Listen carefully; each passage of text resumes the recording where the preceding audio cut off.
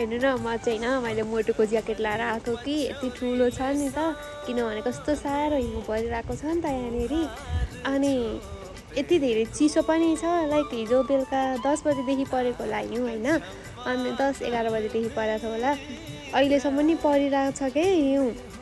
यति चिसो छैन फेरि यति धेरै परेको छैन हेर्नु त ब्यागमा नि हेर्नु न गड गाडीहरू सब पुरिन लागिसक्यो क्या गाडीको चक्कासम्म नि पुरिन लागिसकेको छ क्या यति धेरै चिसो छैन सो तपाईँहरू चाहिँ को कता कतादेखि हुनुहुन्छ होइन सबैजनाले कमेन्ट गर्नु होला अनि यदि हजुरहरू होइन सबैजना घरमै सेफ भएर बस्नु होला बाहिरतिर धेरै नहिँड्नु होला धेरै चिसो छ काम पर्यो भने मात्र गाडी लिएर हिँड्नुहोस् नभने बाहिर हिँड्दाखेरि धेरै